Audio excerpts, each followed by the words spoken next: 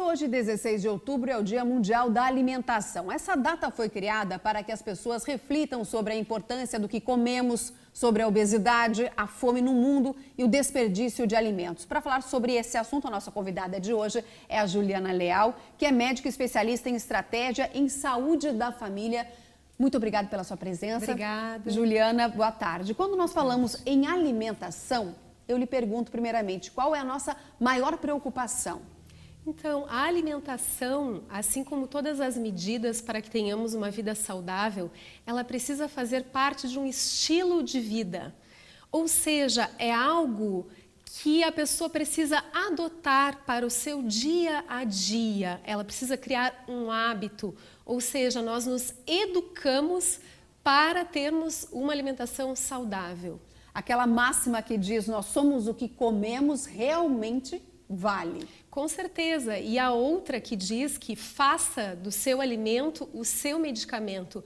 Conseguimos, através dos princípios bioativos dos alimentos, vários remédios, medicamentos naturais para situações clínicas de saúde do dia a dia das pessoas e prevenção de muitas doenças e desequilíbrios. Quando a gente fala em doença, a gente pode dizer que a obesidade é uma delas? Sim, inclusive relacionada hoje diretamente com os índices de desenvolvimento de câncer e cada vez mais prevalente na infância e também já na primeira infância, antes dos 7 anos de idade. E é sobre esse assunto que a gente já vai falar em seguidinha, né, Juliana? A gente trouxe até os alimentos aqui, só que inclusive neste mês um relatório da Organização Mundial da Saúde mostrou que o número de crianças, como a Juliana falou, e também de adolescentes obesos no mundo aumentou 10 vezes nos últimos 40 anos. Veja a reportagem.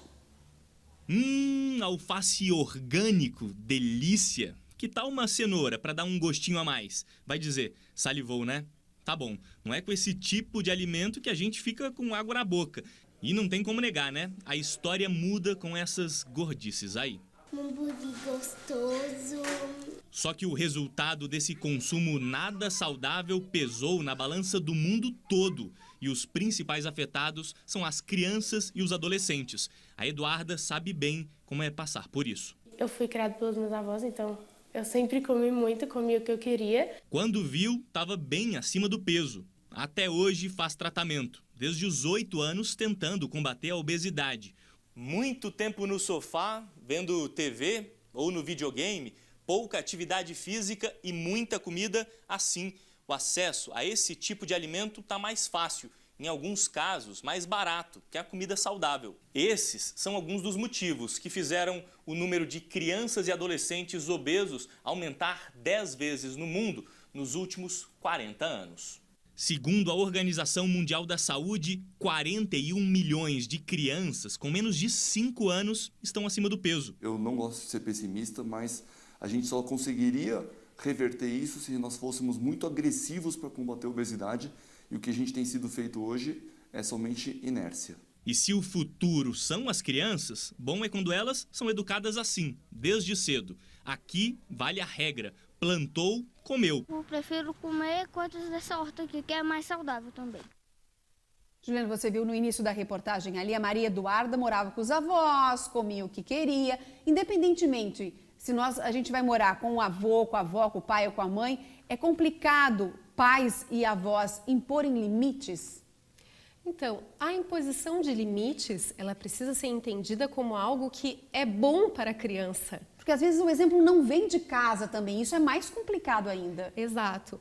Assim, eu costumo falar para as famílias que eu atendo que as crianças, elas são sempre uma oportunidade de aprendizado constante. Então, através das crianças, nós nos estimulamos a sermos melhores, a sermos pessoas melhores, a sermos pais melhores. Então, diante de uma situação de adoecimento de uma criança, por exemplo, os pais fazem tudo por elas, não?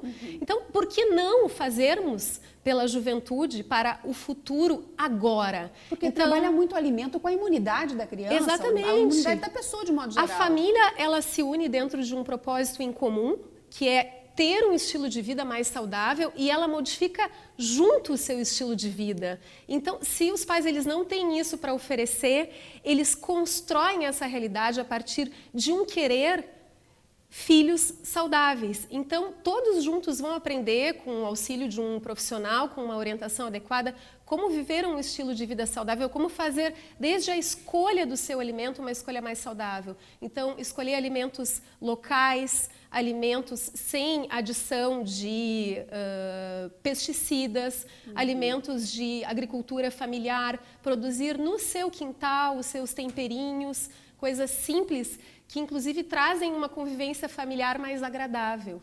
Por falar em trazer, você trouxe, né, Juliana, alguns alimentos que seriam alimentos bom para quê? Bom para que o alho, bom para que a uva? Cada um deles dá para, de forma rápida, assim, mas a gente explicar um pouquinho para o pessoal que está em casa? Aqui a gente tem uma composição de alimentos que todos eles, de alguma forma, são bons, por exemplo, para a prevenção do câncer.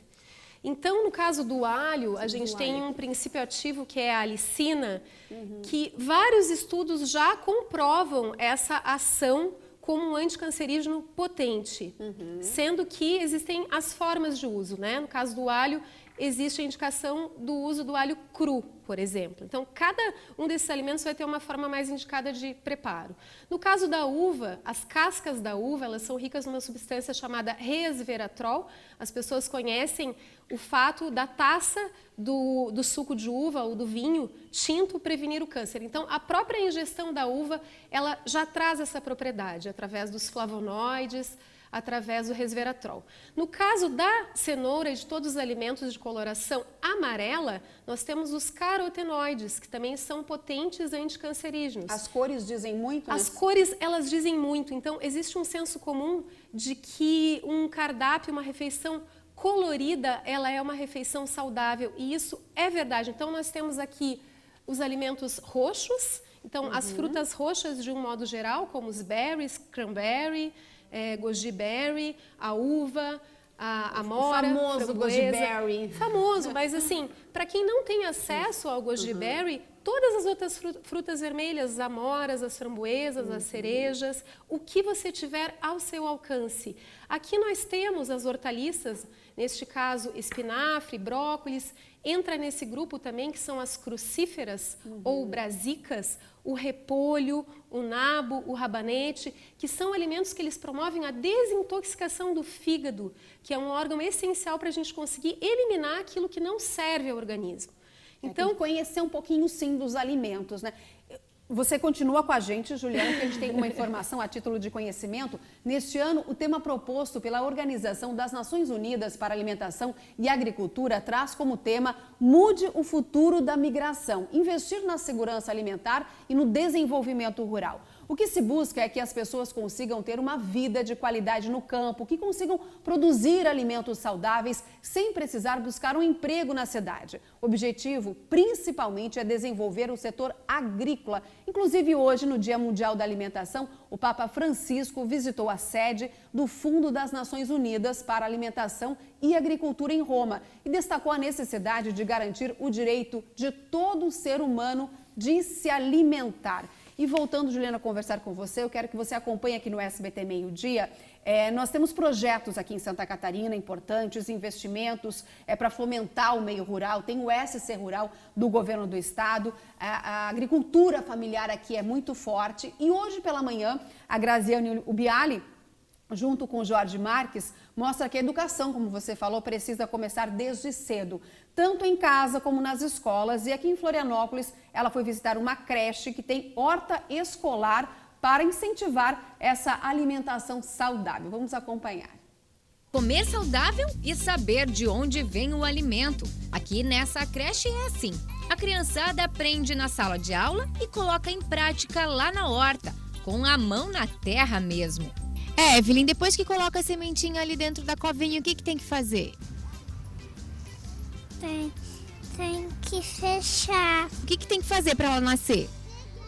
Regar. Regar e depois que rega?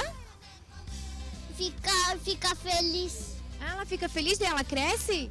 E aí você come? Eu como. Eles têm apenas 5 anos de idade e o contato com as plantinhas desperta desde cedo a consciência de cuidar da natureza. Maria Clara, o que você tem na mãozinha aqui? Um alface. Um alface, uma mudinha de alface? A gente vai plantar ela? Vamos, pra ficar verdinha, pra gente comer. Que plantinha que é essa? Berinjela. Berinjela. Você gosta de comer berinjela? Por que você gosta? Porque a gente vem pra ver a natureza. As plantinhas? A horta é mantida pelas crianças com a orientação de professores. Boa parte das verduras e legumes que são servidos na hora do lanche saem daqui. Uma experiência que transforma o dia a dia de cada um. Aprendem a se alimentar saudável, a cuidar da natureza, cuidar do meio ambiente, tratar a terra com carinho, para colherem com carinho também aquilo que a terra nos dá, né? E a gente sempre fala, é o retorno, a lei do retorno. A gente planta, a gente colhe, a gente dá amor, a gente ganha amor, né? E lá na mesa o resultado. Frutas e verduras variadas, tudo aprovado pelo paladar dos pequenos. Quando eles plantam e eles cuidam e depois eles colhem o alimento, a curiosidade em sentir o sabor, né, é muito maior. E principalmente quando eles sabem de onde vem. Porque muitas crianças, quando a gente pergunta de onde vem a cenoura, eles falam do mercado, né? E quando eles descobrem que vem da terra, que foi eles que plantaram e coletaram, então a curiosidade deles é muito maior e a vontade de consumir também. Alice, por que esse tomatinho é mais gostoso do que o do supermercado? Porque ele foi plantado por nós. E como diz a Alice, comer frutas e saladas faz bem para a saúde e... Pra ficar forte.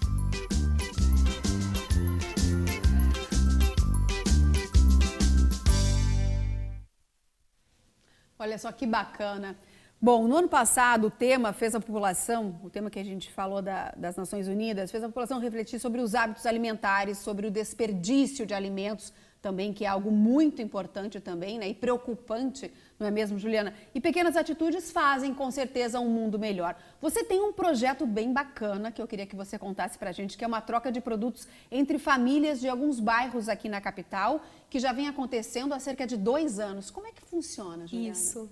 Então, isso surgiu a partir do meu próprio quintal, né? Eu moro no bairro do Rio Vermelho, no norte da ilha, e tenho muitos mamoeiros que começaram a produzir muito espontaneamente.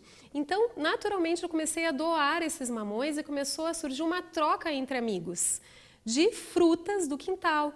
Pensei, então, por que não eu, como médica de família, como uma educadora de saúde, promover no bairro onde vivo essa troca publicamente?